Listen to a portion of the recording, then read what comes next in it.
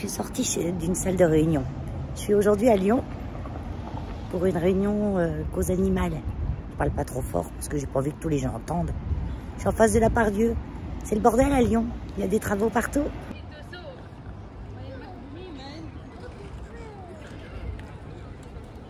Les travaux. Oui, je suis en face de la Part-Dieu. Non, je n'irai pas faire les boutiques. Non, je ne peux pas. Parce qu'on a une grosse réunion de travail. On est en train de faire ce qu'on appelle créer un fonds de dotation. Parce que les petites associations de protection animale, si elles ont une dame qui n'a pas d'enfant, ou un monsieur qui n'a pas de famille, qui décède, qui a une maison, des biens, plutôt que de laisser à l'État, ben, lègue à une association de protection animale qui connaît ou pas, qui n'est pas connue du grand public parfois, qui n'a pas d'aide de l'État, contrairement à ce qu'on croit, personne n'a d'aide de l'État.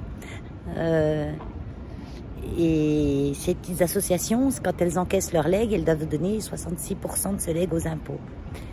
Donc, on crée pour ça un fonds de dotation, ça s'appelle comme ça, pour que les petites associations, en passant par ce fonds de dotation, puissent encaisser leur legs. Donc, bien sûr, il faut qu'elles soient reconnues d'intérêt général, pas que ce soit une petite association qui fait rien, quoi. Quand même que l'argent soit bien utilisé pour l'animal, pas pour autre chose, quoi. Donc on est en train de préparer, on a déjà créé, et là on est en train de préparer toutes les modalités. Quand on reçoit par une association, ils nous envoient, ils nous disent voilà, j'ai une assurance vie, mais il faudrait que le fonds l'encaisse pour que je sois exonéré d'impôts, et nous on prévoit tous les dossiers derrière à remplir pour aider au mieux cette association à toucher l'argent et être sûr que l'argent aille à la cause animale, pas autre chose. Voilà, donc c'est du travail. Un petit peu prise de tête, mais ça va.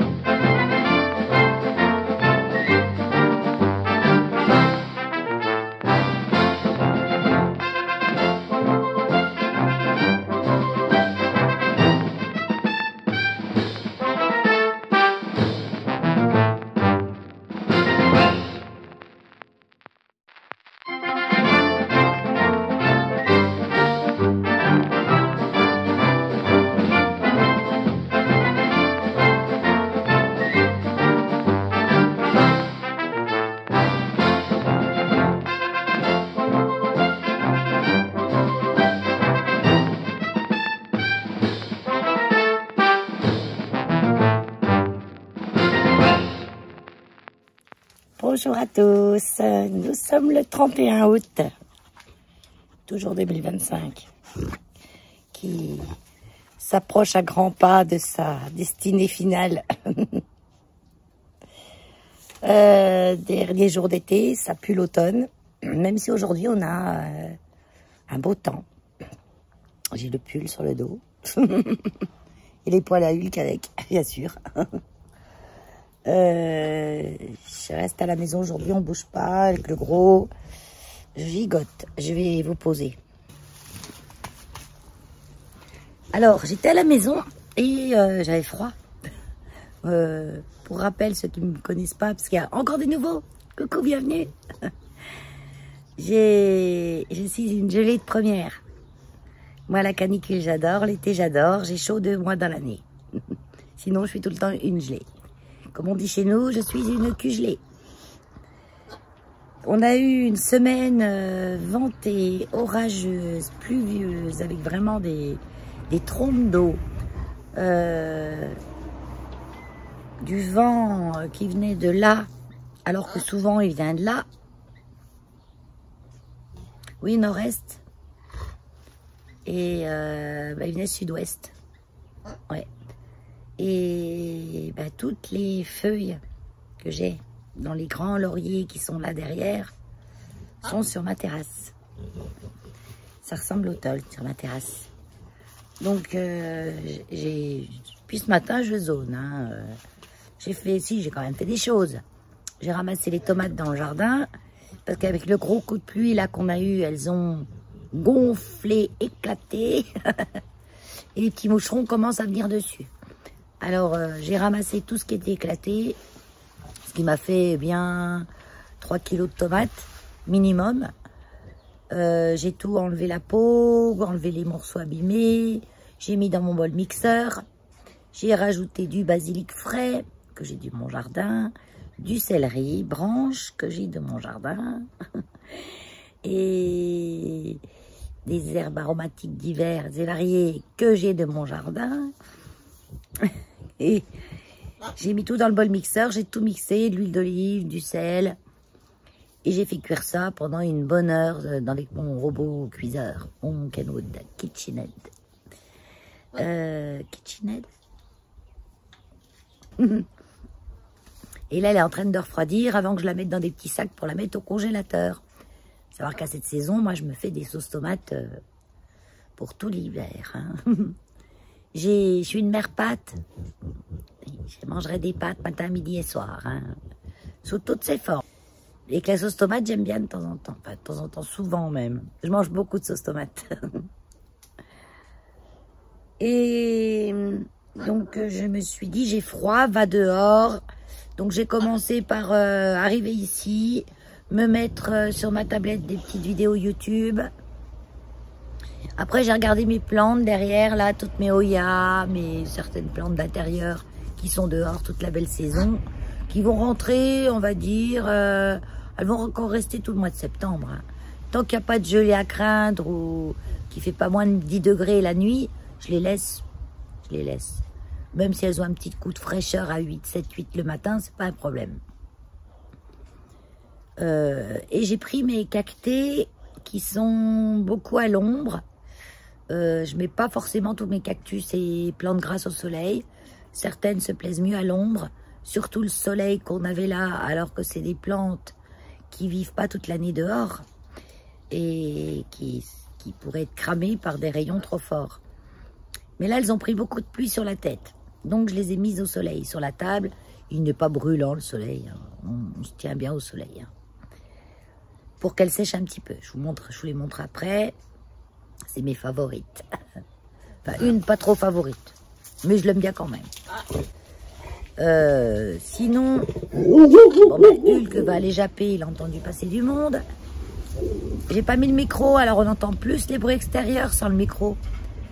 Mais avec le micro, enfin c'est un micro de caca hein, que j'ai. Hein, je suis obligée de monter le son au montage de la vidéo. Je suis obligée de le monter à fond, sinon on m'entend pas. Hein.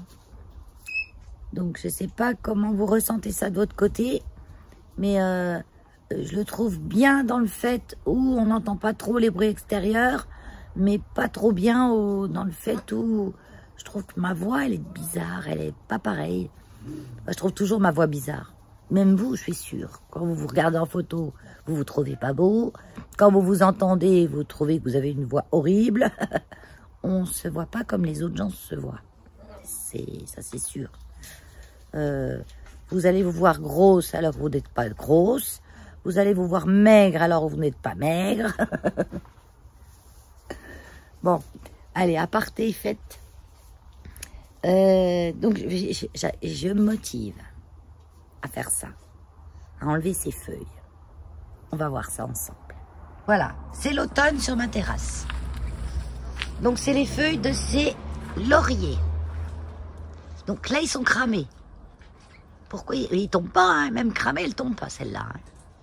Elles sont cramées parce que j'ai mon barbecue là. Donc, elles se prennent des coups de chaud. Mais ça va. Ça me fait le creux direct. Et sinon, les lauriers, voilà, c'est ça. Hein. On dirait pas qu'ils jaunissent pas, hein, les lauriers, ça reste... Mais alors, ça pousse d'une force, ça. Ça pousse d'une force. Alors, je l'évite qui pousse trop dans mon petit coin plante, là. Même si j'en ai un morceau, là, qui pointe son nez. Ça. Donc, je le guette. Mais bon, ça va. Hein. Donc, ça, c'est... un philodendron ou dit Monstera tetrasperma, Monstera minima ou philodendron tetrasperma. Voilà, au choix.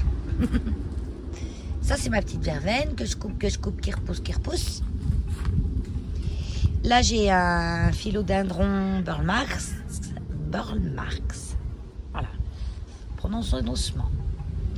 Là, j'ai divers petites plantes, des orchidées. Hein. Là, un petit syngonium qui reste toujours petit. Même quand il pousse ses feuilles, il reste petites. Vous voyez, toujours. Pas pourquoi. J'en ai un. Une petite Oya Thomsoni qui pousse pas des masses, mais qui, voilà, elle vivote. Bref, ça c'est un philodendron, mais je sais plus lequel. Ça, je le garde par, voilà. Mais je pense qu'il va pas tarder de aller voir ailleurs. Et puis ma grosse Monstera Oya, mon gros Oya. Ah, les noms, Valérie, les noms aujourd'hui. Voilà, hein. Je vais vous le dire. Qui a fleuri. Ah ben, il y a une étiquette, c'est les pas effacé. Oh, punaise. Alors, elle, je l'ai déjà changé de peau à la belle saison. Et là, elle aurait encore... j'ai l'impression plus on leur met des peaux plus... Ah oui, Obovata Splash. Oh, il y a un petit escargot. Voilà, parce qu'elle a des splashes, vous voyez. Des splashes de couleur plus claire. Ça, c'est la Michel, qui, elle, a des splashes de couleur foncée. On dit, mais ça, c'est quand elles se font attaquer ou malmener par des petites bébêtes de dehors. Et c'est les croûtes des blessures. Ils font ça. Elle est toute mélange. Elle est où, elle? Ça, c'est une Oyakeri. La tête est lourde. Elle pousse bien, mais elle me fait que, vous voyez. Là, j'ai la tige qui est là. Et là, un petit toupet comme ça en haut, avec une autre tige qui part plus loin là. Là. Donc elle est très fournie, mais que du la tête.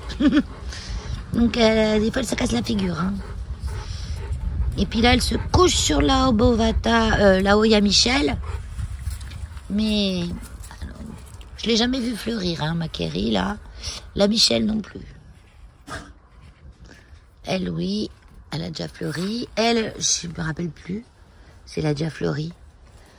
Ça c'est une Possiflora. Il me semble pas qu'elle a déjà fleuri, elle. Une Queen Princess. Des fois, j'écris tellement mal sur les étiquettes que j'arrive même pas à me relire. Ouais, Oya Crimson. Crimson Queen. Pas Queen Princess. Parce que c'est soit Queen, soit Princesse. Hein. Tu peux pas être les deux à la fois. Hein. Une Oya Lisa qui pousse bien. Mais pareil, elle fleurit pas, celle-là non plus encore. Un jour peut-être. Alors ça c'est une Linearis. Qu'est-ce qu'elle m'a fait là? Donc ça c'est toutes des pousses. Tout ce que vous voyez là au fond là. Ça.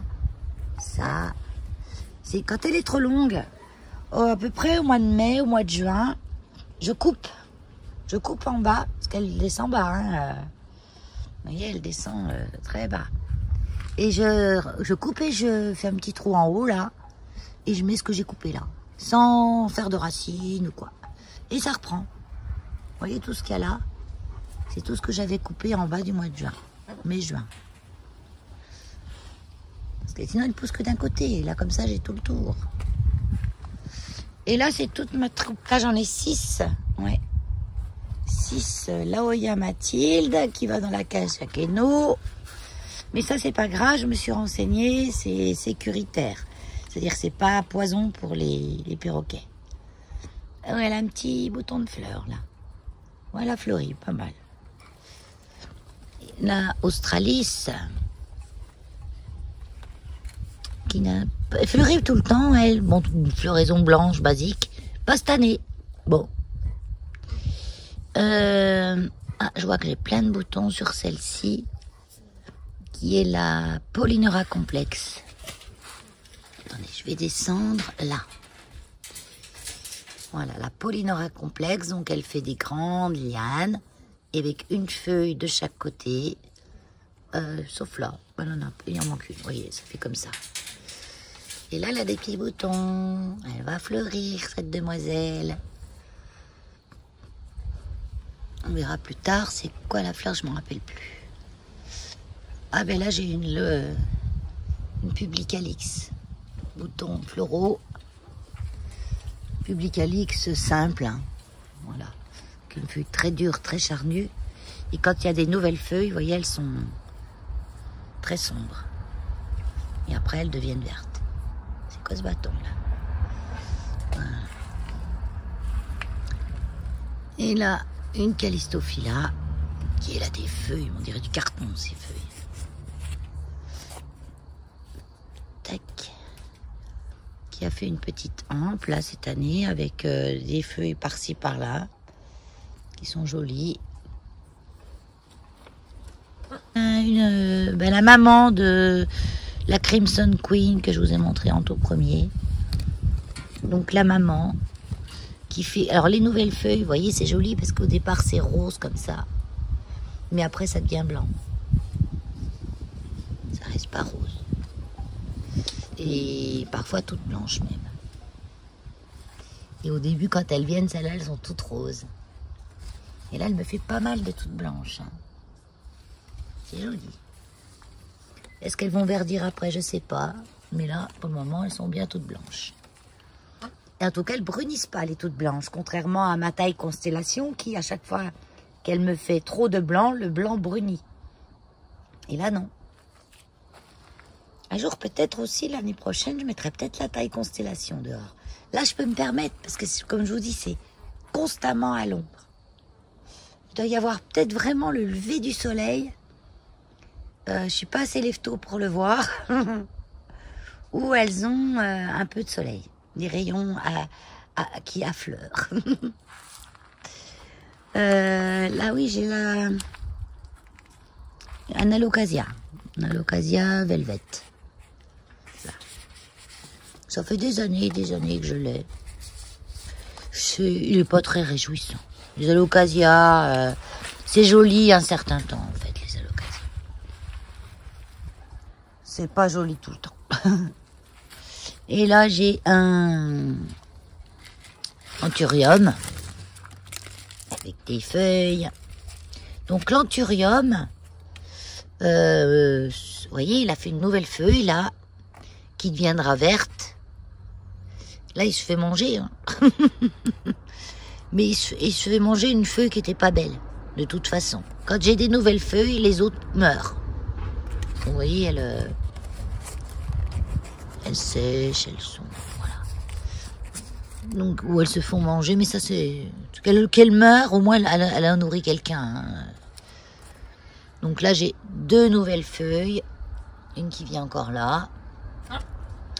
Mais je laisse parce que ça donne à manger à celui qui aime. Et de toute façon, cette feuille-là est vouée à mourir. Elle sèche. Vous voyez, elle sèche au bout d'un moment. C'est pas de la maladie. Hein. Elle me fait pas plus de 3 feuilles, cette plante. C'est tout le temps comme ça. Donc, je la prends comme elle est pour le moment. Donc là, parcours, regardez un petit peu. Donc, je vais déjà faire ça vite fait. Ça va me réchauffer. Non, c'est bon. Là, je suis bien. Je suis au soleil, je suis pas mal. Oh, il a poussé, lui aussi. Hein. Ça, c'était un Rhipsalis. Vu qu'ils ont eu bien beaucoup d'eau, ils tolèrent les Rhipsalis d'être trop secs. Mais ils aiment bien avoir de l'eau, la preuve. Regardez tous ces pousses. Toutes ces pousses. Joli. Et puis là aussi, j'en ai un autre. Mais c'est pas un Rhipsalis, ça. Si, c'est un Rhipsalis. C'est le... Ah bah tiens, j'ai une étiquette. Monacantha. Voilà, Monacantha. Cantha parce qu'il pique. Le Monacantha pique. Alors, lui, il fleurit normal. Tous les Rhipsalis peuvent fleurir. pas celui-là. Cette année, pas de fleurs. Il a fait de la feuille, cette année. Bon, je leur ai pas accordé beaucoup d'engrais, pour dire. Je les ai laissés un petit peu naturellement faire leur vie. Voilà. Les petits tournesols, ça vous savez. Les cosmos ont bien pris. Ils n'ont pas tardé de fleurir pas mal. Parce que là, pour le moment, ils ont fait de la feuille aussi, mais ça va fleurir. Je vois plein de boutons. Et puis les tournesols, ils se cassent la figure. Vous voyez, c'est pas... Ça se casse la figure. Mais c'est pas grave. Parce que moi, ce qui m'intéresse, c'est... Bon, la fleur, bien sûr, c'est joli. Mais c'est d'avoir plein de bonnes graines pour les oiseaux cet hiver. Les petits oiseaux du ciel.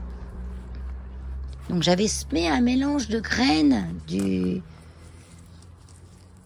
de Keno, oui. Parce que dans son mélange de graines, il a des graines de tournesol blanches, mais qui sont très grosses et très longues. Donc j'en avais pris, je les avais semées, ça avait sorti. Mais comme j'ai plein de variétés différentes, bah c'est quand ils vont être en graines que je vais voir lesquelles c'est. Ah, ça c'est mon pot de tomates que je dois aller mettre au compost. Toutes mes épluchures et les choses que j'ai éliminées. Les tomates. Là, voilà. Là, j'ai de la sauge. J'avais un petit pied dans un tout petit pot, une petite bouture. Et du coup, je l'ai mis là. Ça fera un petit buisson. Ça peut devenir gros, hein. Bah, faut la tailler après. La sauge, c'est pas une plante que j'utilise tellement. Je vais l'utiliser en fumigation, mais au niveau du goût, j'aime pas tellement.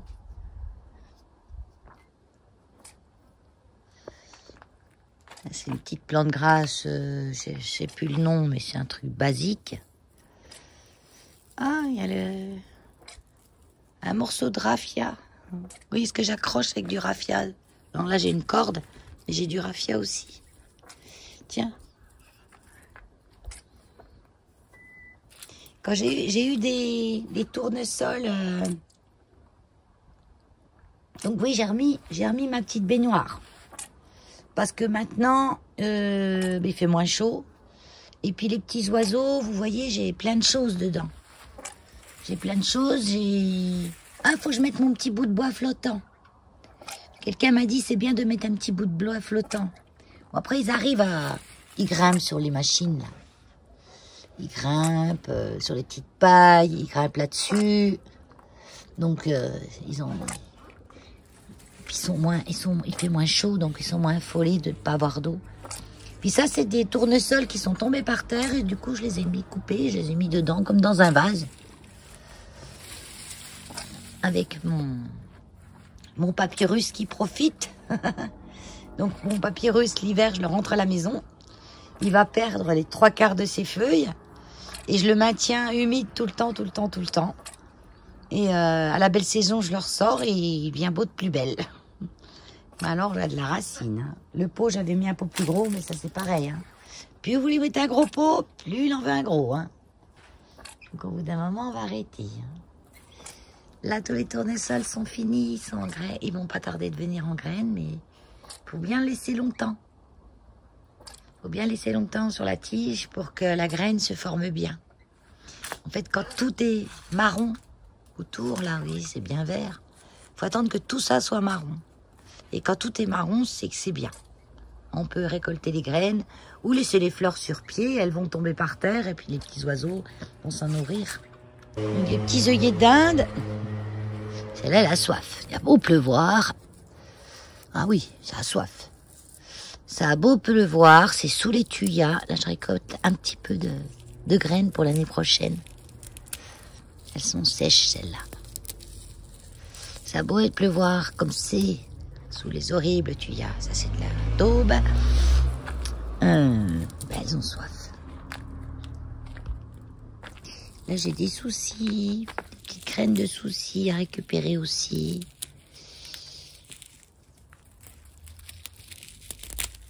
J'en laisse sur place parce que ça va repousser. Ma main est plus trop petite. Je vais vite poser ça. Mon petit pot avec mes mufliers. Bah, ça y est, ils reviennent encore, les mufliers. J'ai plein de boutons. Et puis la petite... Ça, c'est un nom à coucher dehors. Je le sais 10 fois, mais je m'en rappelle jamais. Ça fait des petites fleurs blanches. Est-ce que vous les voyez? C'est toutes petites, toutes petites, toutes petites. Alors là, la petite plante grasse qui était là, c'était une bouture, elle n'est plus là. Hein. C'était une bouture d'essa. Non, elle n'est plus là. C'est pas grave. Ça, j'avais ramené de chez mon papa. Joli. Fait comme des mini joues-barbes, mais elles sont toutes couvertes de coton. Je sens que ça grouille dans ma main où j'ai les graines. Je pense qu'avec les graines, il y avait une petite bébête. On ne s'affole pas. Allez, je vais poser ça là-dedans. Je vais récupérer les graines des... Là. Ah ben oui, en effet. Ah oui, mais elle va pas pouvoir sortir, elle. On va mettre dans un petit truc plus plat, une espèce de punaise. Oui, c'est une espèce de punaise. Je vais mettre là-dedans, comme ça, elle va sortir. Vous voyez, ce qui me grouillait dans la main. Là, elle pourra sortir. Donc, quand tu seras sorti, je pourrai me récupérer mes graines. Tiens, vas-y. Va sur le thym. Allez, va sur le thym. Voilà. Hop. Je crois que j'en ai d'autres ici. Les graines de souci. Bon, elles sont déjà à moitié tombées, celles-là.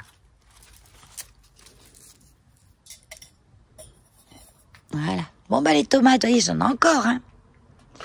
J'en ai encore. J'ai un gros concombre, 2 gros concombres. J'en peux plus du concombre.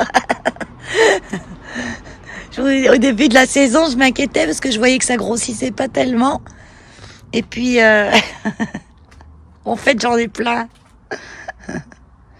Je voyais pas beaucoup de fleurs. J'avais l'impression que ça allait pas venir grand-chose. Je vous avais dit aussi que j'avais pas...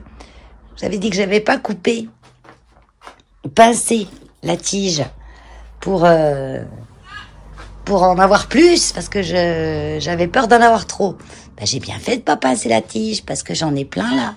Il faut que je les ramasse, parce que quand ils sont trop gros, ils prennent de l'amertume. Je passe du coq à l'âne, je vous disais. Qu'est-ce que j'ai en petits animaux du centre? Ben, j'ai eu hier des petits laireaux. On les voit là. Ah oui, parce que j'ai remis une bouillotte. Mais là, je pense qu'ils ont un peu chaud. Parce que là, il fait pas chaud il fait pas froid dans la cabane. Il y a des petits laireaux. Ils sont en train de faire dodo. On avait trop chaud, hein. Oh bah oui, on avait trop chaud. Donc ils mangent, ça va. Et puis demain, je les transférerai au centre. Quand c'est des animaux qui n'y a pas urgence. Donc c'est une boîte en plastique, mais ne vous inquiétez pas, hein, ils respirent dedans. Il y a des trous de chaque côté, là. C'est plutôt que ça, c'est assez fugueur. Et puis c'est surtout pour les protéger aussi. Donc ils mangent leur petite bouillie de Sondalis, qui est normalement destinée aux personnes qui ne peuvent pas se nourrir eux-mêmes et qu'on nourrit par sonde. Donc c'est un espèce de laitage épais, hyper protéiné. Donc ça leur va bien. Et joli mon truc là. Hein. Senecio crassimus. Les Senecio, c'est pas mal. Hein. Ah, et lui par contre l'hiver, je le rentre à la maison. Je ne m'en occupe presque plus. J'essaie de le mettre dans un endroit plus clair possible et le plus frais possible. Et il se maintient jusqu'à la saison d'après. Et puis ça, c'est le Sedum boreto. Là, j'avais enlevé quelques feuilles que j'avais posées là pensant qu'il allait refaire. Je vais réessayer. voyez, vous prenez quelques feuilles, on les pose simplement sur le sol. Vu que la tige est un peu dégarnie, là. Et puis, normalement, ça devrait repartir. Normalement. Mais pas à tous les coups. Donc, vous voyez, par exemple, cette feuille-là, elle est trop... Elle n'est pas verte, elle est un peu jaune. Donc, celle-là, elle n'ira pas pour faire ça. Là, c'est bien joli.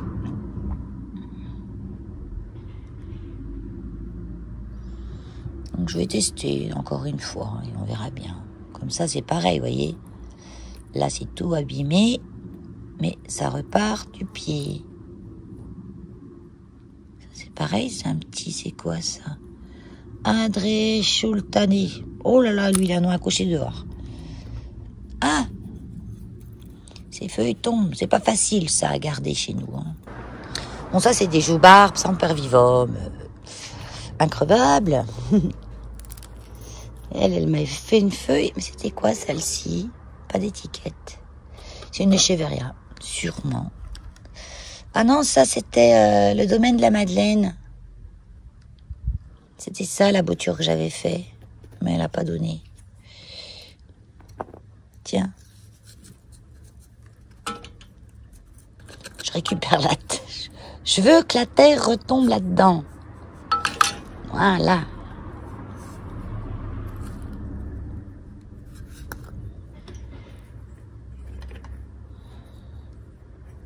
Ah, c'est ma petite bébête.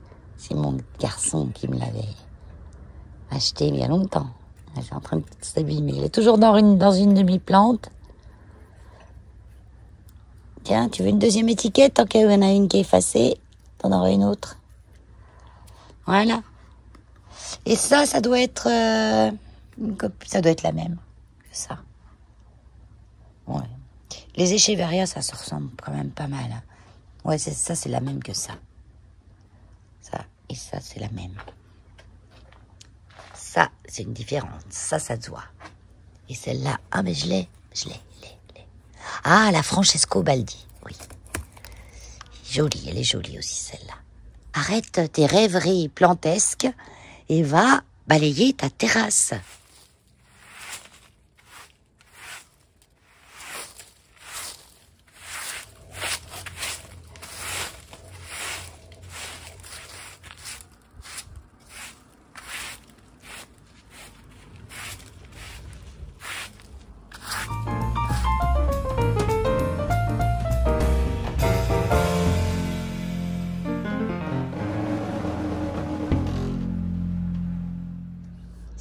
C'est mieux. Donc j'ai enlevé le plus gros vite fait au balai, les plus grosses feuilles que j'ai jetées dans la pelouse. Je pourrais passer un petit coup de tondeuse, mais non, j'ai pas envie. Tondre pour ramasser les feuilles en fait, mais il y en a pas beaucoup. Non, il y en a pas beaucoup. Là, le petit coup de pluie à faire pousser un petit peu. Voilà, des petits bouts de verre par-ci, par-là. Mais c'est pas top encore, hein. Loin de là. Alors, je pensais que mon aspirateur Dexter, là, il soufflait aussi. Mais non. Ça souffle. Certes, ça souffle, là. Là, ça souffle. Mais le tuyau, il rentre pas. Il peut pas rentrer, le tuyau. Donc, c'est tout. Ça souffle. C'est tout. On peut pas mettre de tuyau pour diriger le souffle. Donc moi, j'ai pris l'aspirateur. En fait, j'ai pris l'aspirateur. Oui, je vous ai dit. Non, j'ai enlevé le plus gros avec les feuilles. Et après, j'ai pris l'aspirateur pour enlever tout ce qui est petit. Donc, regardez un peu. C'est quand même plus joli, hein. Voilà. Et sur ma table, j'ai sorti mes petits... Je tourne. Mes petits cactus préférés.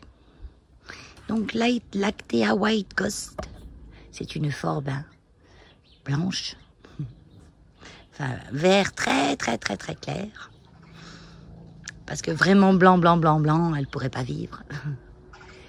Un Gymnocalcium. Il y a des petits boutons. Depuis longtemps, il a des petits boutons. Mais j'ai jamais vu les fleurs s'ouvrir encore. Je pense que c'est des boutons de fleurs, ça. Là, lui, il m'a fleuri déjà. Ça, je sais plus ce que c'est exactement. C'est un basique. Hein. Il a fleuri déjà. Puis il a encore des petits boutons partout. Et ça, c'est une Euphorbrechiae que j'aime bien aussi. Je la trouve rigolote. Elle fait plein de petits bébés. Plein partout. Et là, ça c'est sa floraison, en fait. Oui, c'est des feuilles. Mais c'est sa floraison. Voilà, donc ça reste un petit peu au soleil maintenant qu'il est beaucoup moins fort. Et j'ai ramassé aussi ces 2 bestiaux dans mon jardin. Voilà. Donc, je regarde à mon fils, et mon fils, il me dit « Encore des concombres !» Et c'est vrai que le concombre, on peut pas y manger. Alors, en tagliatelle avec de la crème, en cube avec des tomates, de la mozzarella. Comme mon fils, il me disait, j'aime pas le concombre en rondelle, mais je l'aime bien en cube. Et bien moi, ça dépend. J'ai l'impression de pas manger la même chose quand j'en mange en cube et quand j'en mange en tagliatelle. Et en rondelle, pour moi, c'est pour la déco. C'est vrai que le concombre en rondelle, pour moi, c'est la déco. C'est pas pareil. Voilà. Bon, eh ben, je vais me faire une petite pause. Et puis maintenant, j'hésite. Soit je tricote, soit j'aspire ma voiture, comme il est sorti, lui. Parce qu'elle a besoin. Elle est cracra. Donc, je sais pas. Yeah, baby, baby. On m'avait dit dans ta bassine... Bon, là, il n'y a pas le soleil. Alors, vous voyez la fontaine, ce qu'elle fait?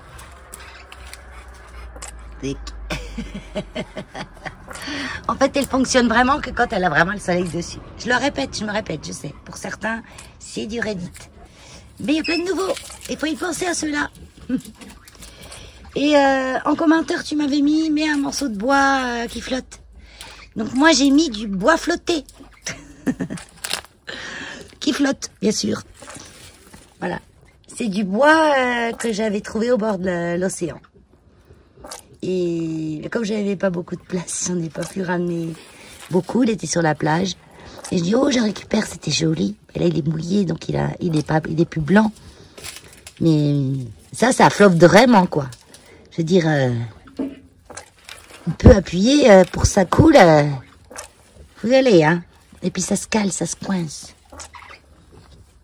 La bassine, elle n'est pas remplie beaucoup. Mais elle était remplie encore moins que ça. J'avais dû mettre 4 cm au fond, pas plus.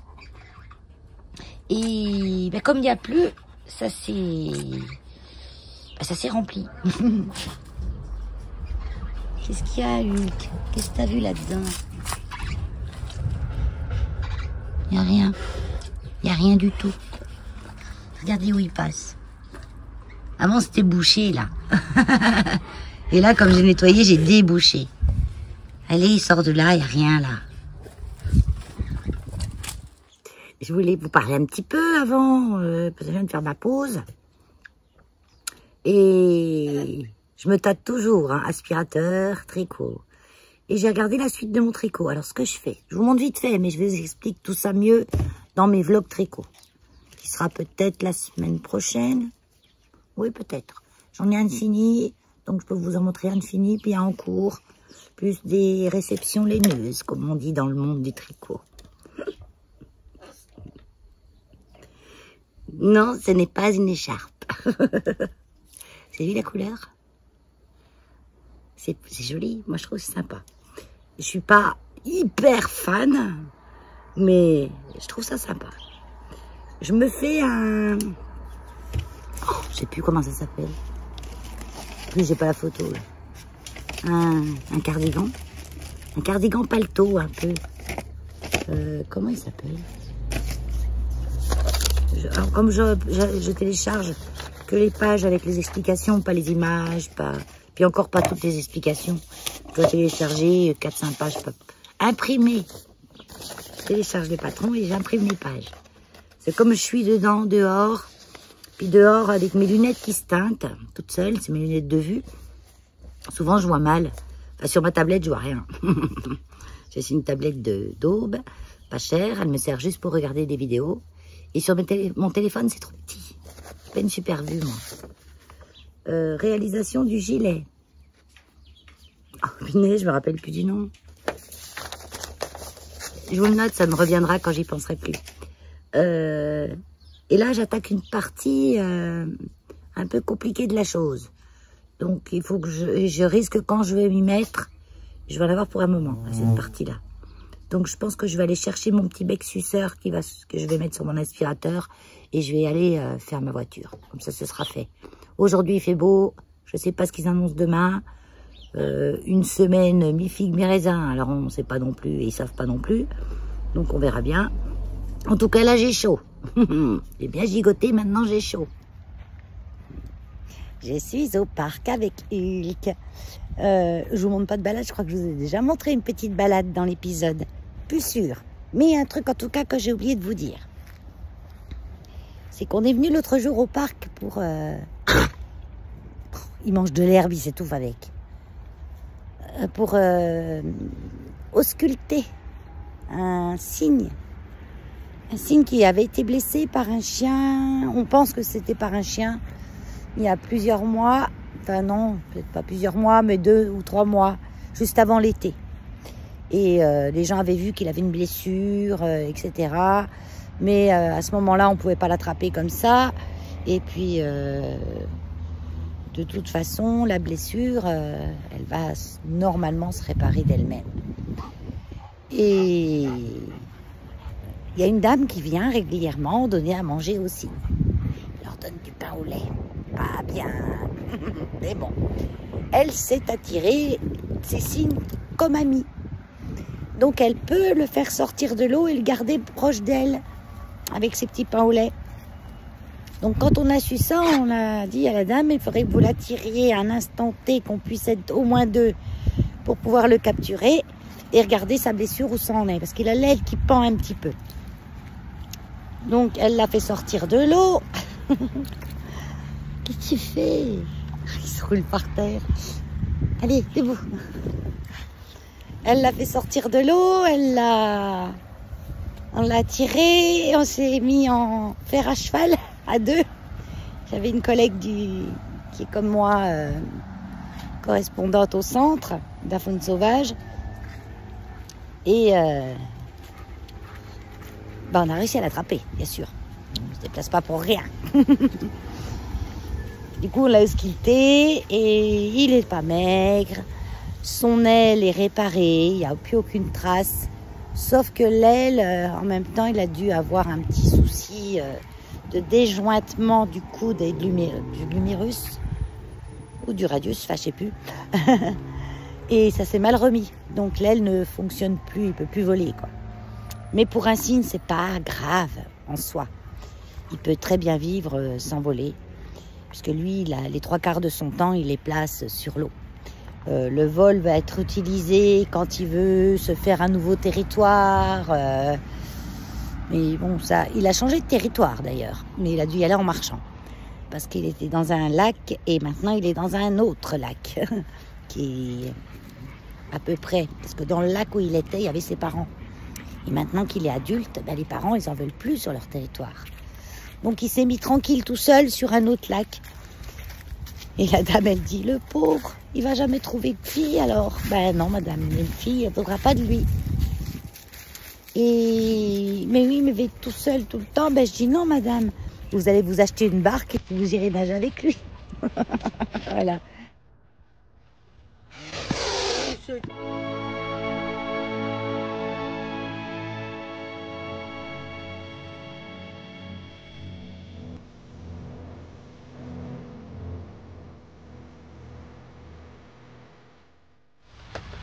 J'ai la tête sous le parapluie. On est le 4 ou le 5 aujourd'hui, septembre. Peu importe. Il pleut à saut. Et je suis au refuge et puis les loulous... Bon, certains, la promenade, c'était rapide. Hein. C'est à peine sorti, pipi, je rentre. Hein, parce qu'ils sont assez craignos de la pluie. Mais d'autres, non. D'autres, c'est comme si de rien n'était. Ma foi. Et venez les chouchous! Marvel, Olaf, venez.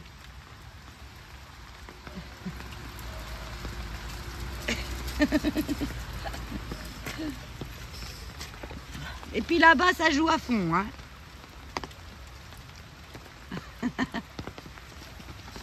C'est qui est là-bas? Ah oui. Donc il y a Savoie, Volt et Alf. Ah, Savoie, elle se fait bousculer. Alf, il est très joueur. Et Savoie, normalement, c'est notre petite craintive qui reste toujours dans son coin. Il veut jamais jouer. Mais là, Alf, il la sollicite. Hein. Du coup, ça lui fait pas de mal. Ils sont trempés dans l'état où ils sont. Et là où il y a la fosse, j'ai un lac. J'ai un lac où il y a la fosse. Mais c'est moi! Ça, c'est le parapluie. C'est le parapluie. Ça va, c'est moi. Ah bah, du coup, ils galopent aussi. Ça, c'est des petits chiens de garderie. Ils sont pas au refuge, ceux-là. Ils sont en garderie. Donc, ils ont le même... En garderie, c'est comme... Je veux dire, la même condition que dans le refuge. C'est-à-dire, ils ont les sorties, les...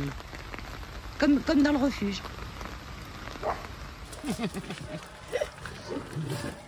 Attends, lui, il est pas emmerdé par le pire. Il fait le fou tout le temps. Un tort.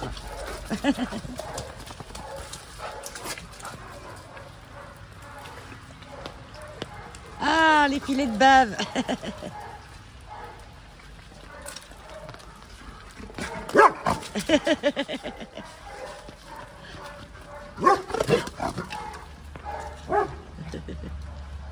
Il se défoule, lui, hein. Bon, en attendant que monsieur, ça y est, il est calmé, il a fini ses tours à faire le fou, il broute. Il broute de l'herbe. Donc en attendant, je vais vous raconter un petit peu ce que j'ai en projet en ce moment. J'ai en projet de teindre de la laine. Il fallait bien que ça arrive, hein. Avec mes teintures naturelles. Tant qu'à faire. Et j'ai regardé un petit peu les couleurs par rapport aux plantes, etc. Et moi, j'adore le violet. Donc du coup, j'ai dit, je vais commencer par là. Et j'ai commandé du bois de Campèche. Donc j'ai trouvé ça sur un site, je me rappelle plus. Je me rappelle plus le nom. Je vous le redirai quand je l'aurai reçu. Je vous en parlerai en vlog laine, bien sûr.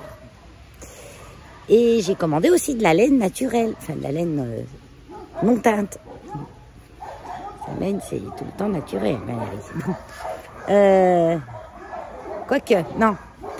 La laine superwash, c'est pas très naturel, parce qu'elles sont traitées quand même pour être superwash. Superwash veut dire que vous pouvez les passer à la machine à laver. Voilà. Et moi, je voulais de la laine pas traitée du tout. Parce qu'en plus, j'ai pas mal regardé de trucs, j'ai lu des trucs, et j'ai lu donc la laine non traitée superwash se teignait mieux que la laine traitée superwash. Avec des colorants naturels, hein, je parle. Parce qu'avec des colorants chimiques, on teint tout. Hein. Par contre, c'est un sacré processus. Hein. Je comprends qu'il y a plus de gens qui teignent en chimique qu'en naturel. Hein. Parce que vu le processus du naturel, c'est chaud. Enfin, c'est chaud. C'est plus long.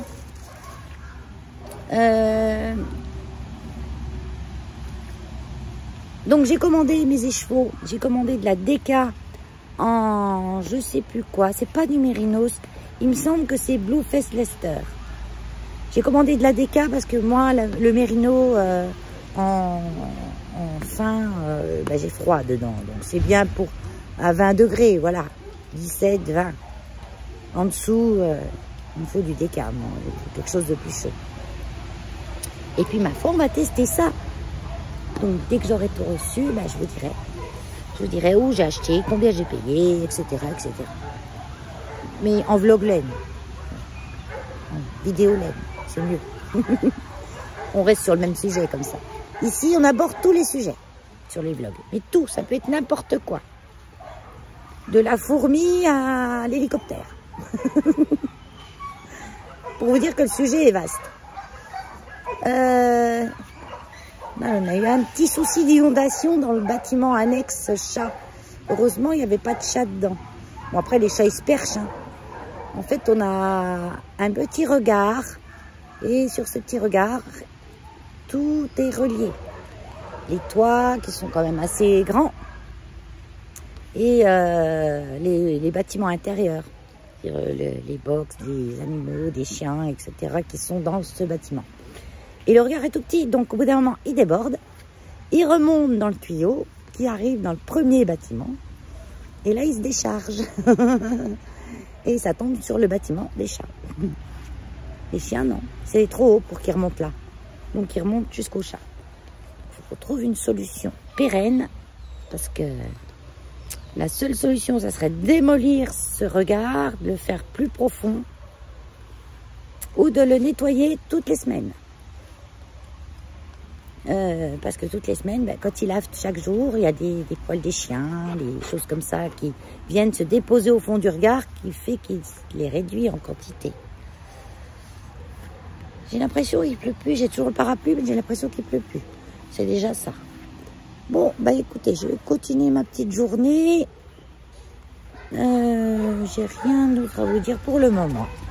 Bonjour à tous. Vous avez vu la belle lumière? Bah ça y est, c'est 8h30, 20h30. Commence de faire noir, ça nous change. Hein. Donc ça fait 2 heures que je suis sur mon ordinateur. Sur ma tablette, en train de lire, de regarder des vidéos, de m'instruire sur la teinture naturelle. Moi, j'aime bien tout tenter, tout. J'aime bien tout tester. Et du coup, je vais tester la teinture naturelle. Donc, je vous en ai parlé dans mon précédent vlog. Je vous ai dit que j'avais commandé des écheveaux non teints. Je parle de teinture de laine, mais on pourrait y mettre du tissu, hein, surtout dans celle que je vais faire maintenant. Parce que j'ai hâte de recevoir mes écheveaux et mon bois de campèche. Parce que je voudrais faire du violet et pour ça, il faut du bois de campèche. D'après ce que j'ai lu, j'ai un peu peur. Un peu peur que ça fasse du bleu-violet. Plus bleu que violet. Et ça, j'aimerais pas. J'ai pas trop bleu. J'aime pas trop le bleu dans ma garde-robe. Donc, je vais faire déjà des tests avec ce que j'ai à la maison. J'ai du curcuma. Le curcuma, c'est une aromate hein, qu'on trouve chez Ducros, par exemple. Et le curcuma, il n'y a pas besoin de mordançage. Ça veut dire de préparation spécifique de la laine. Comme j'ai pas reçu mes écheveaux, dans mon stock, j'ai un peu de laine blanche Flora de Drops. De la laine blanche, simple. Je suis en train de réfléchir à un truc là. J'aurais de la grise. J'aurais essayé gris et jaune. Ça ferait du marron, je crois. Je suis pas très marron non plus.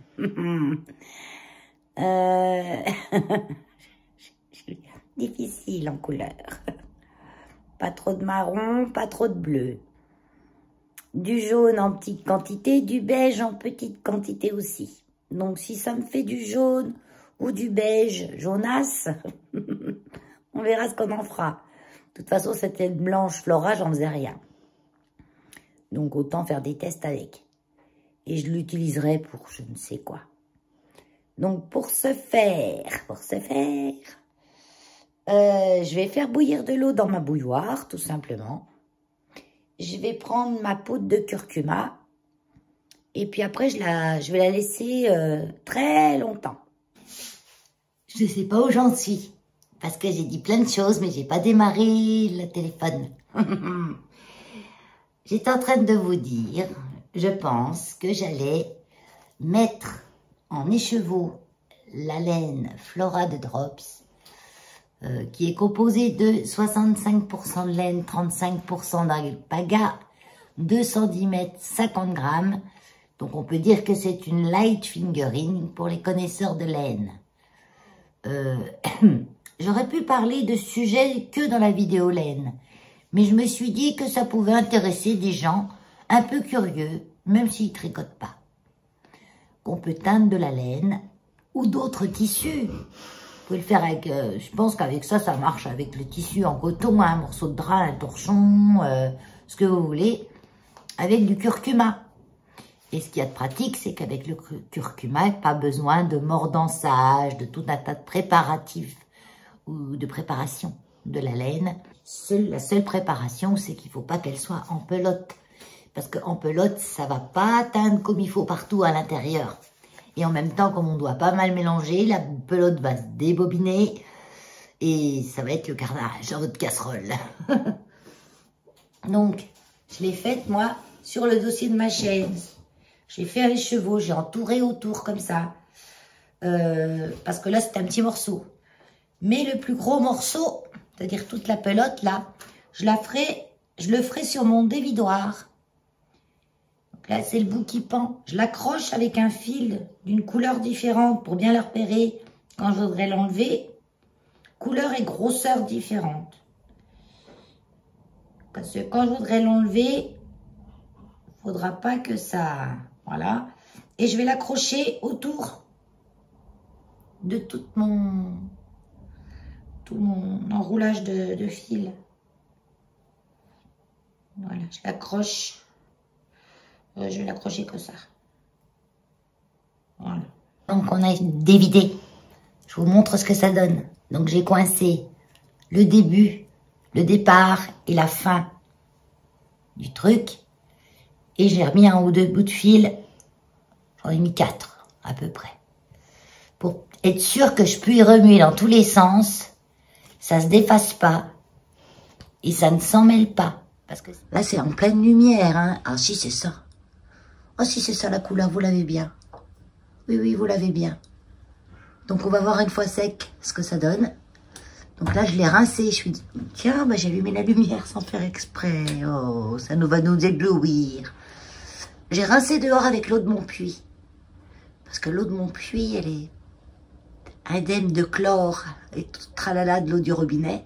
Et en même temps, elle passe pas par le compteur d'eau. Ça s'est vite rincé quand même. J'ai fait 2 rinçages à l'eau claire. J'ai mis un peu d'eau dans la bassine avec du savon de Marseille. Je l'ai lavé. Et là, j'avais plus, ça crachait déjà plus rien. Je l'ai re-rincé une petite fois pour enlever le résidu du savon de Marseille. Et c'est top. Donc ça, c'était mon essai. Alors par contre, vous avez bien vu que c'est tout emmêlé. Mon super écheveau que j'avais fait avec mes petits liens. Alors, il faut pas trop les serrer, les liens, je vous avais dit. Mais bon, quand même. Faut serrer quand même un minimum. Mais bon, fois sec, je démêlerai. Mais que fait-elle? Elle ne fait pas des crêpes, elle ne fait pas des gaufres, elle ne fait pas un gâteau. Elle fait du dentifrice. Alors oui, moi je prépare mes poudres pour mon dentifrice, j'en prépare à l'avance. Donc dans cette poudre, je vous dis ce que je mets dans cette poudre, dans ce plat. J'ai mis du carbonate de calcium. Alors moi je fais tout à la louche. Donc je sais pas trop au niveau des dosages. Allez, je vais dire, pour un petit pot de dentifrice, 50 g de carbonate de calcium. 50 g d'argile blanche surfine, 30 g de poudre de siwak ou miswak. Selon où on l'achète, le siwak s'appelle misiwak, je crois, ou un nom comme ça. Mais c'est du siwak, c'est juste prononcé dans une langue différente. J'ai mis quoi? De l'érythrol. Donc l'érythrol, c'est un actif, c'est comme un faux sucre. Et c'est bien pour les dents. En même temps, ça donne un bon goût à votre dentifrice. J'ai mis quoi encore? De l'SLMI. Je vous montre comme ça. SLMI, c'est un tensioactif 100% biodégradable, qui est le plus doux. Ouais, tensioactif, c'est ce qui va avoir le pouvoir lavant. En plus du siwak, qui a aussi un pouvoir lavant pour les dents, va venir renforcer. Mais celui-là, dans toute cette préparation-là, vous voyez, j'ai quand même au moins, je dirais, 250-300 grammes de préparation. J'ai dû en mettre 2 cuillères à café. Non, mais pas beaucoup. J'ai mis quoi encore? Du réparémail, parce que ça mange pas de pain. Ça, je trouve, c'est un tensioactif que je trouve chez Aromazone. Qu'est-ce qu'il y a dedans? Constituant naturel, alors hydroxyapatite calcium carbonate. Constituant naturel de l'émail, c'est de l'émail, voilà, en petite quantité.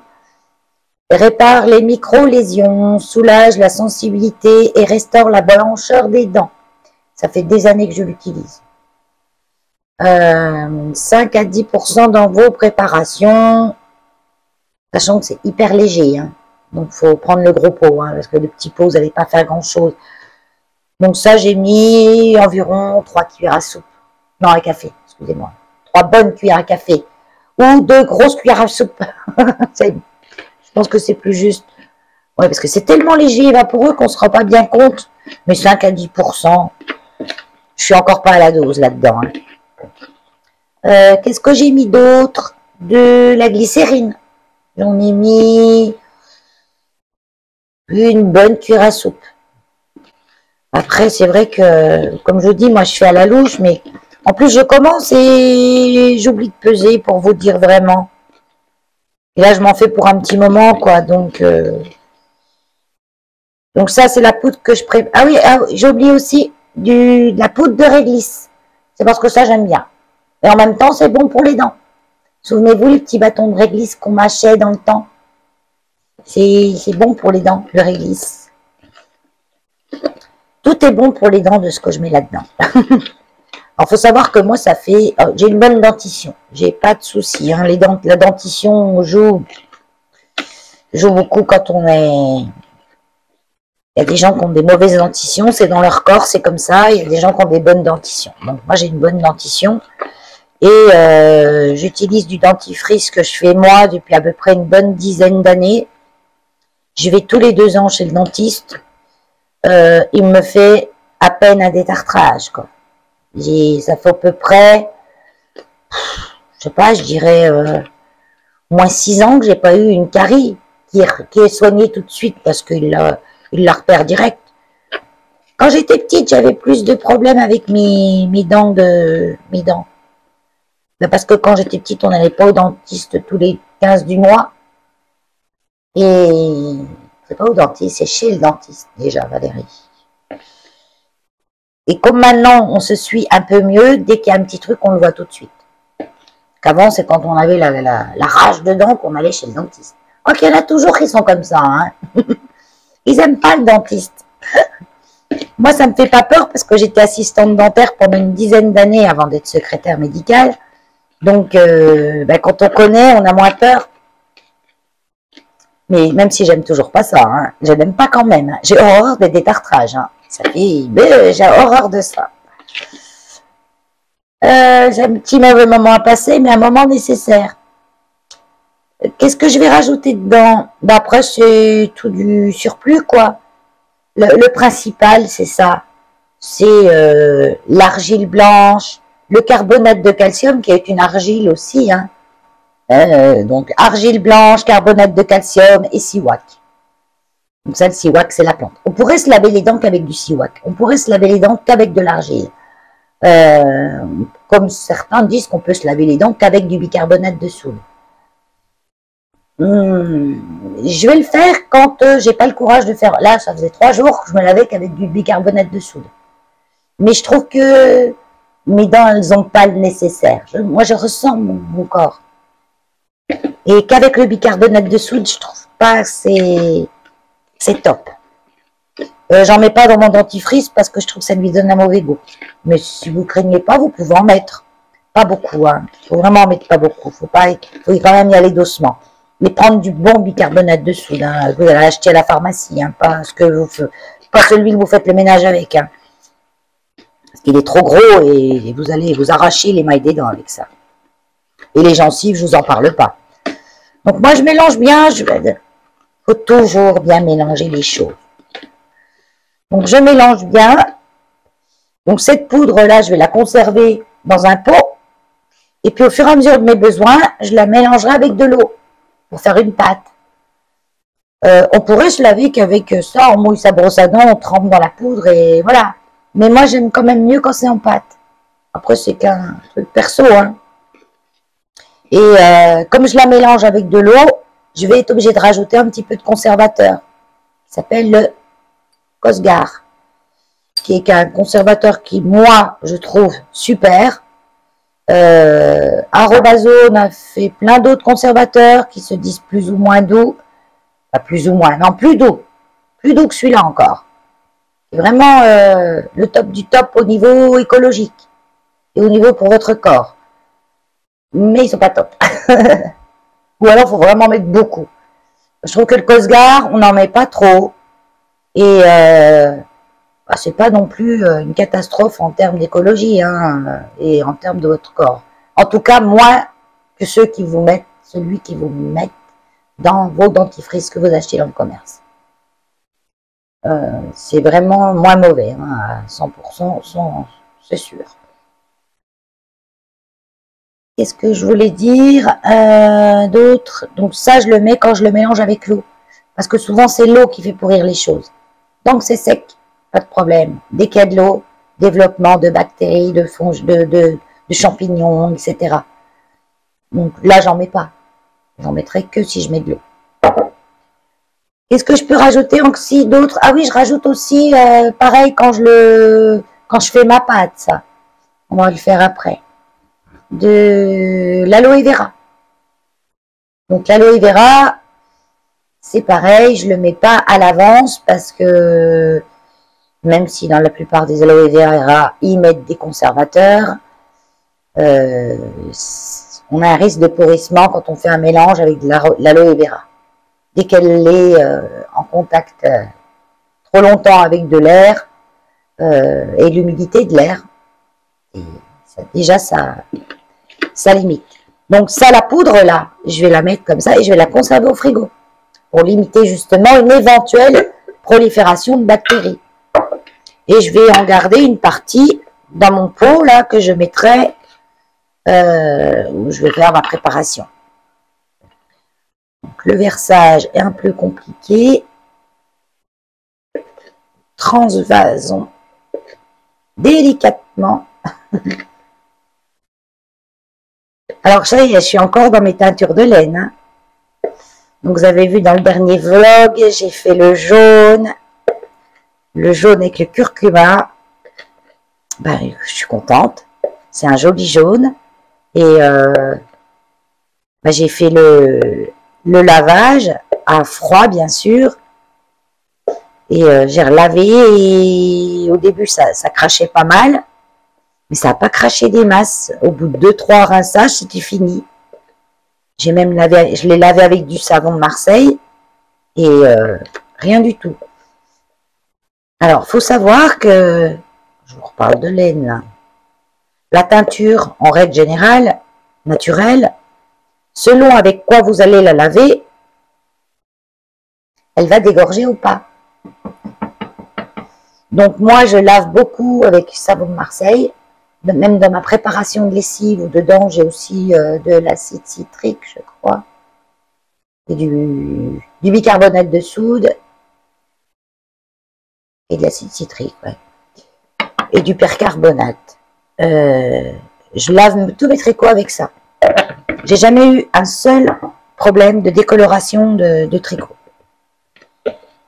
Même si ça crache un tout petit peu parfois avec des laines de teinturier, des laines teintes à l'acide, normal quoi. En règle générale, non. Et comme moi, je lave beaucoup avec le savon de Marseille, qui est la base principale de ma lessive, ben, quand j'ai rincé mes écheveaux, je les ai rincés au savon de Marseille. Et si ça décolore pas avec le savon de Marseille, ça peut décolorer si je prendrais du Myrlaine ou du Sauk, le Calan, les fameuses lessives qui vendent spécialement, qui n'ont qu'un point positif à mon avis, c'est qu'ils disent qu'ils n'ont pas besoin de rinçage. Moi, les trucs quand même qui ont une partie de chimie sans rinçage, bon, on en prend, on en laisse. Perso, je laisse. Alors certains disent, oh mais l'odeur du savon de Marseille, l'odeur elle part après. Hein. Vous faites, quand vous mettez vos écheveaux dehors, l'odeur elle part. Surtout avec la laine naturelle. À part l'odeur des parfums, souvent les odeurs à base d'alcool en fait. Les odeurs à base d'alcool, elles vont rester sur la laine, donc le parfum. Mais autrement, toutes les autres odeurs, elles restent pas. Bon, allez, on était au dentifrice. Je m'évade. Je vais en faire comme ça. Ouais, je vais en faire comme ça. Oh, peut-être un peu plus. Alors, il y a un truc que j'ai oublié, c'est la menthe. Donc, moi, je vais prendre des cristaux de menthe. On pourrait mettre de l'huile essentielle de menthe, de l'huile essentielle de citron. J'aime bien menthe citron. Ah, j'ai peut-être mettre menthe citron. Le réglisse que j'ai mis, la poudre de réglisse, ça a donné du goût aussi. Mais je vais mettre quelques gouttes de citron, ça aide à blanchir les dents. Le citron, c'est bien connu. Ça aide à blanchir les dents. Je vais mettre un peu de citron. Menthe citron, c'est bon. Je peux mettre de l'orange aussi. Après, c'est à vous de voir vos goûts. Mais là, je vais mettre des cristaux de menthe parce que c'est plus costaud encore que l'huile essentielle de menthe au niveau du goût, les cristaux. Hein. Faut que je les mette dans l'eau chaude, par contre, pour les faire fondre. Donc, je coupe et on va faire ça. J'ai pu faire fondre mes cristaux de menthol, exactement. Donc, ça se présente comme ça, les petits cristaux. Quand vous reniflez ça, alors dans le temps, les gens reniflaient ça quand ils avaient les vapeurs. C'est qu'ils avaient des nausées, ou pas des nausées, qui se sentaient pas bien. J'ai mes vapeurs, qu'on disait. Et renifler ça. Donc là, j'ai fait fondre dans de l'eau que j'ai fait bouillir. C'était de l'eau très chaude, non seulement pour la stériliser, l'eau, on va dire, pour la stériliser, mais en même temps pour faire fondre mes cristaux, qui sont bien fondus. Ouais, ouais. Encore 2-3 petites miettes en bas, mais c'est plus des petites... ouais, rien du tout. Et je vais mélanger avec ma poudre. Vous voyez, c'est simplement de la cuisine, hein. Ni plus ni moins, hein. Je mets pas d'œufs, tout ça, mais pas loin. Hein. Alors, je la fais un peu plus liquide que j'aimerais, parce qu'après, ça s'épaissit. C'est comme quand vous faites une pâte à crêpes, elle s'épaissit quand vous la laissez reposer. Des fois, à venir, même très dure.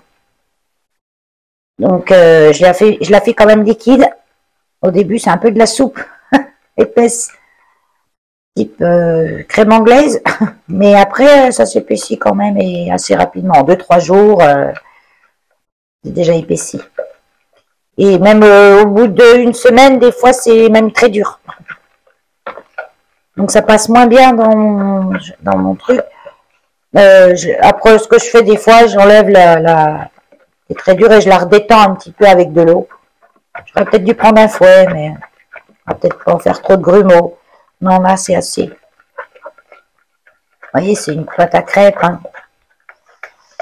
Prendrais-je quand même le fouet? Bon, s'il y a des grumeaux, c'est pas grave. Hein. C'est purement esthétique. Hein.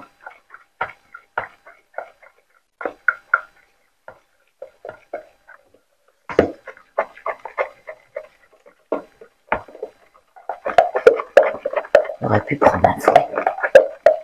Mais je ne l'ai pas fait. Alors, je vais aller finir de nettoyer mes contenants. Parce que les contenants, quand ils sont vides, je les nettoie, je les entrepose. J'ai des petites pochettes comme ça où je les mets dedans.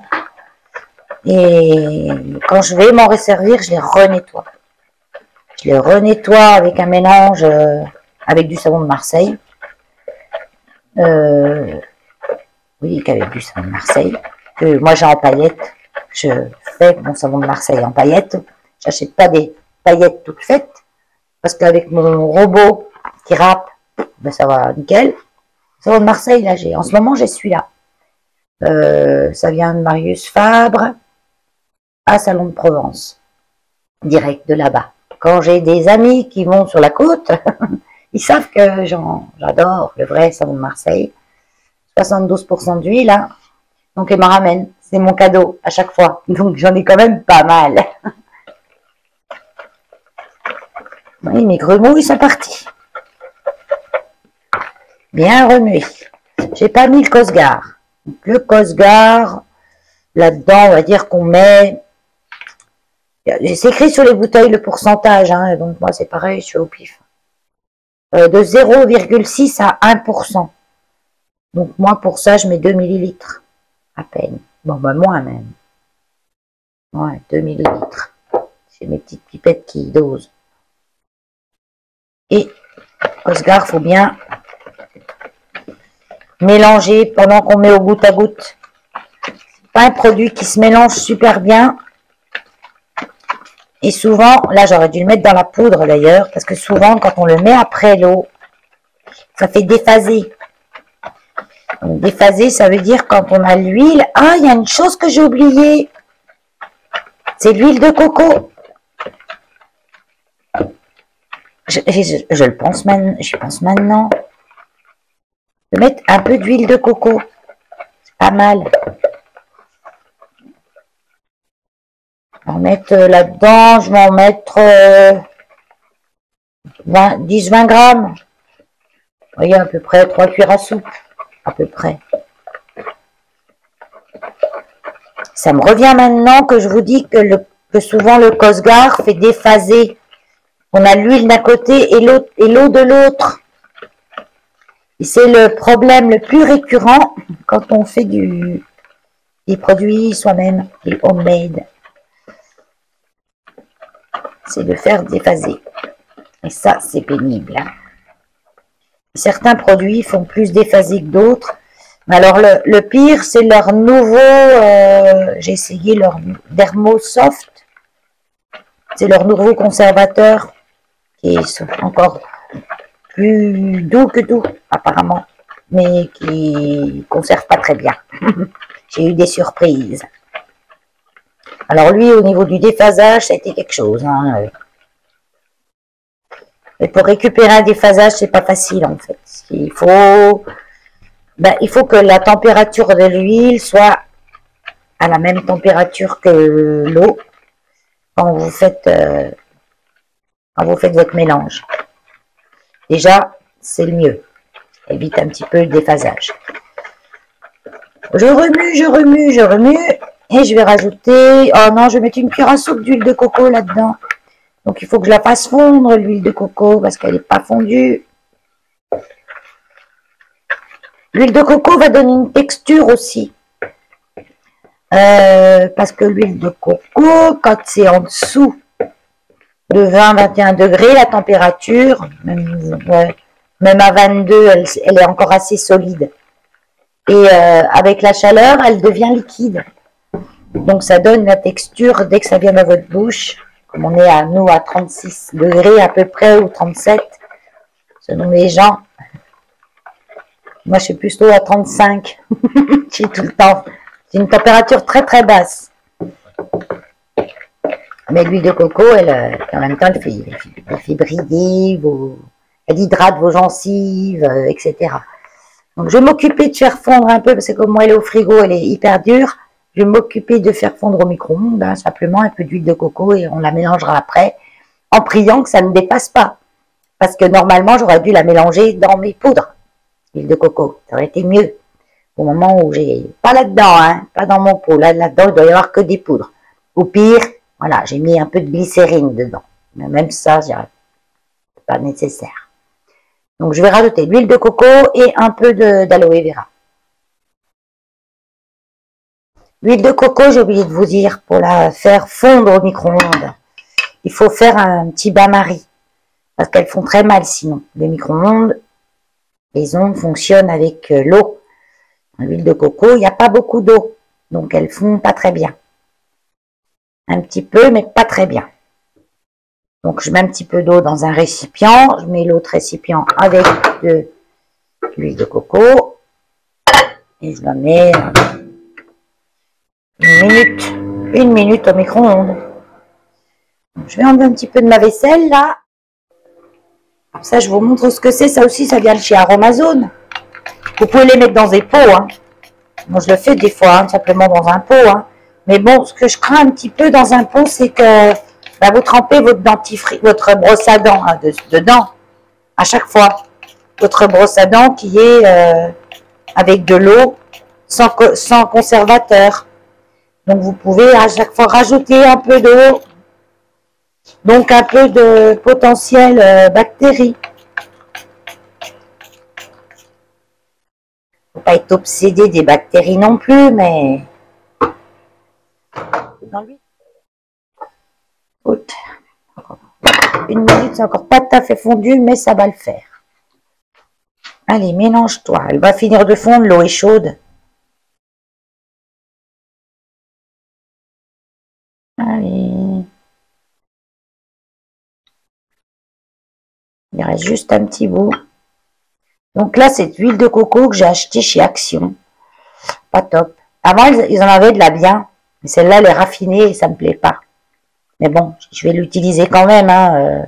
Elle va pas m'empoisonner. Mais après, c'est pas top. J'ai vu qu'ils en vendaient aussi chez Leclerc. Donc, elle avait l'air bien. Celle de chez Leclerc, ils en ont plusieurs qualités. Donc, je vais peut-être prendre... après, on peut la commander aussi sur Internet. Chez Aromazone, chez où vous voulez, quoi. Alors, je les fais fondre doucement, vous voyez, même si il restait un petit peu. Mon pot est chaud. Parce que je veux pas trop la chauffer non plus. Ah bon, un truc. Bon, bah, je fais comme ça, alors.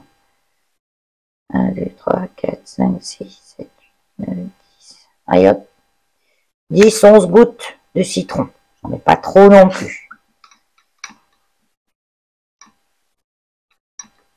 Je ne vais pas la chauffer trop non plus parce que, ben, vu que j'ai peur du déphasage, quoi. Là, j'ai très peur.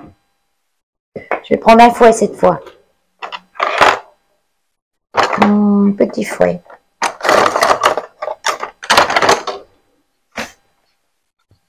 Et je vais en profiter, récupérer ce qu'il y a sur ma cuillère. Oh, misère, j'ai peur. Ça, c'est vraiment pas la bonne idée. Hein. Absolument mélanger votre huile avec vos poudres. Hein. Mais jamais l'huile comme ça en dernier. Hein. Alors, il faut vraiment aller tout doucement. Si en cas où ça vous arrive, ben, comme quand on fait une mayonnaise, en fait. La mayonnaise, vous mettez l'œuf, la moutarde. Et l'œuf et la moutarde, il y a de l'eau. Si vous mettez votre huile trop d'un coup, ben votre mayonnaise, elle ne monte pas, elle n'est pas top. Ça déphase. Donc c'est pour ça qu'il faut le mettre très très doucement. Au goutte à goutte.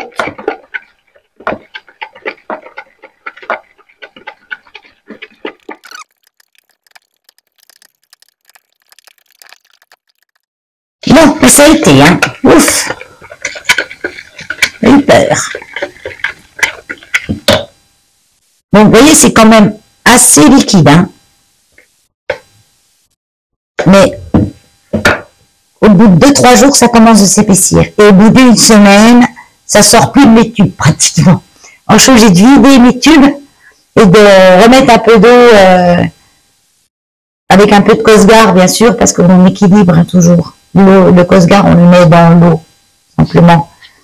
Donc là, alcool à 70 degrés.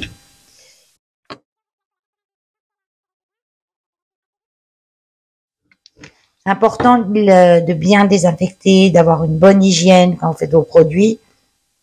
Ils se conserveront d'autant mieux. Parce que si vous avez mal désinfecté ou quoi, ils vont moins bien se conserver. Je voulais vous dire, ça, c'est un saladier de ma cuisine, que je me sers en cuisine. Quand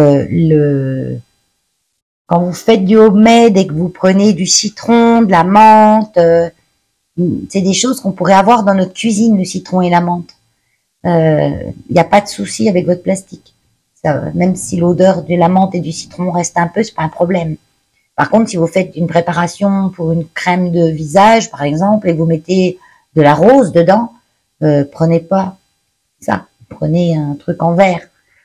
Il faut pas que le plastique garde un peu quand même les odeurs à chaque fois, même si ça dure pas.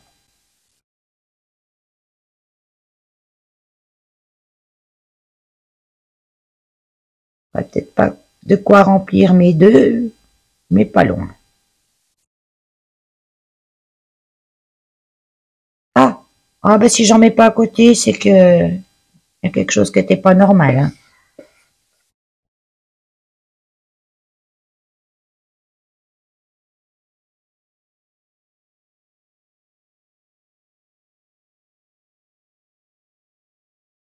Ça doit faire 50 millilitres, ça, il me semble, la contenance de ces trucs.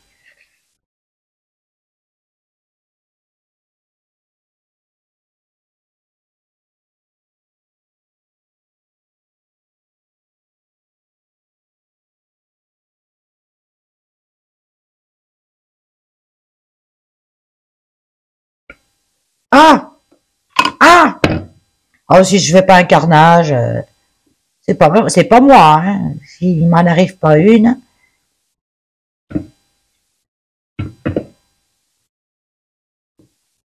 voilà. J'en ai partout, comme d'habitude. Tac, on perd rien. Et comme c'est désinfecté aussi bien à l'intérieur qu'à l'extérieur, ça ne risque rien.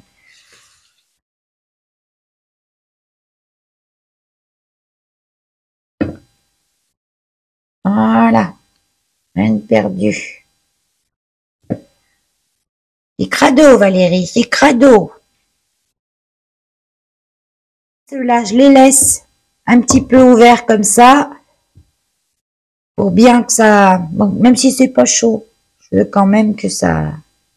J'utiliserai celui-ci en premier, bien sûr, parce qu'il y a de l'air, il y aura de l'air dedans.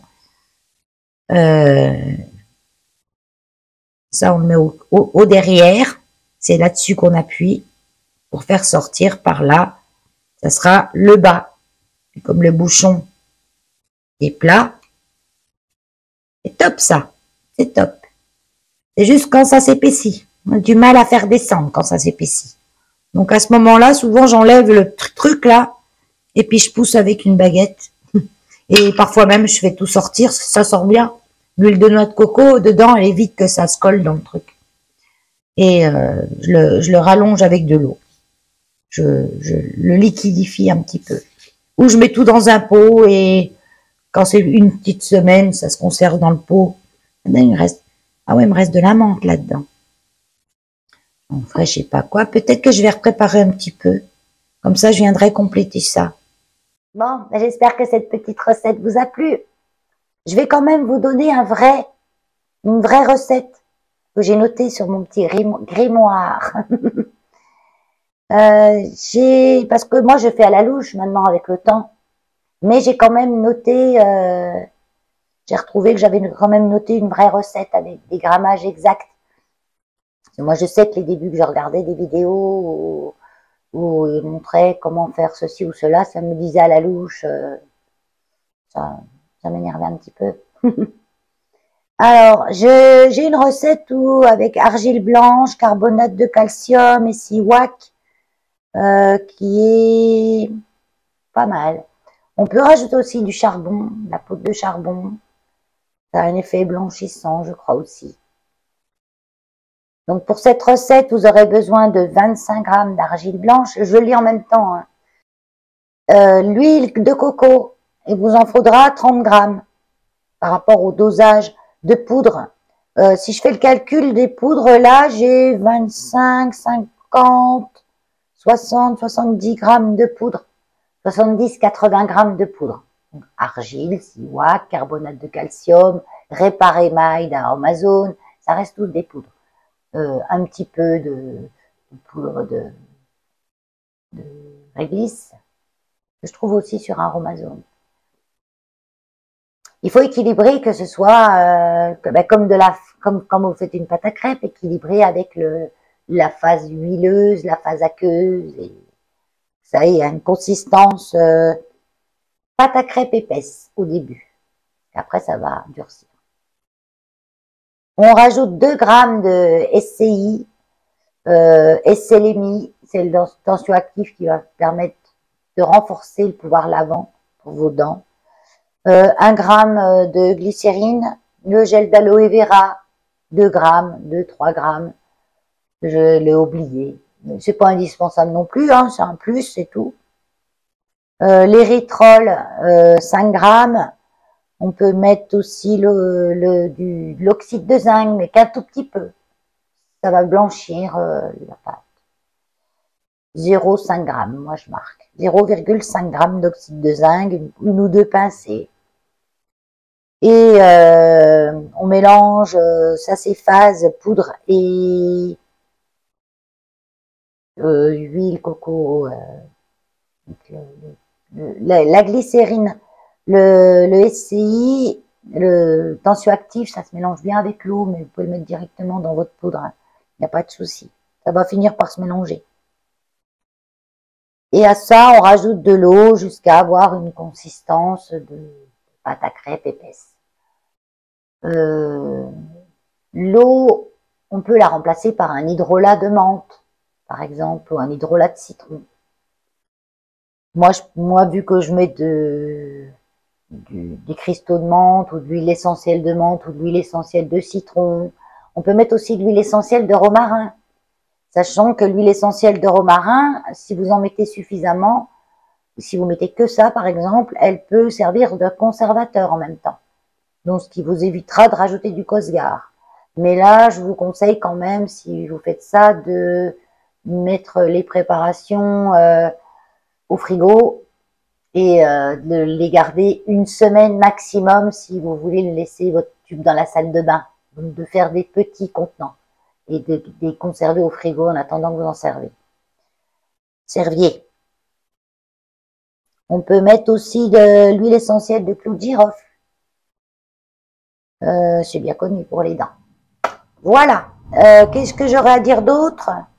Ça me revient toujours une fois que j'ai coupé ce que j'ai à dire d'autre.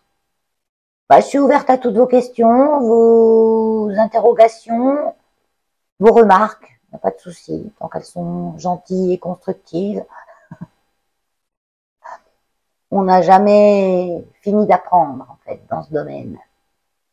Moi, ça fait une dizaine d'années que j'utilise plus aucun produit du commerce, que ce soit hygiène ou ménage. Le rayon hygiène, le rayon ménage, je ne sais plus à quoi il ressemble.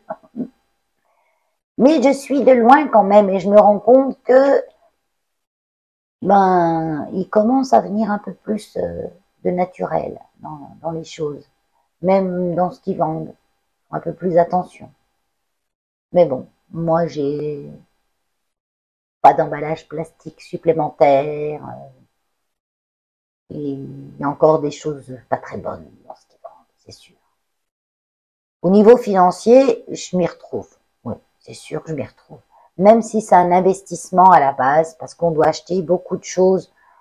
Mais une fois qu'on les a, après, c'est que du réassort. On utilise tellement peu de chaque chose que... Et quand vous achetez un paquet d'argile, vous en faites des tubes de dentifrice avec un... Donc, bon, c'est pas la... Pour moi, il n'y a pas de côté plus important que l'autre. J'ai pas un côté plus important que ouais, c'est bon pour la planète, ou ouais, c'est bon pour mon corps, ou ouais, c'est bon pour mon porte-monnaie. C'est un petit peu de tout ça. C'est pas une préférence pour pourquoi je fais ça. J'aime ça, c'est tout. Allez, sur ce, je vous laisse. Bye bye.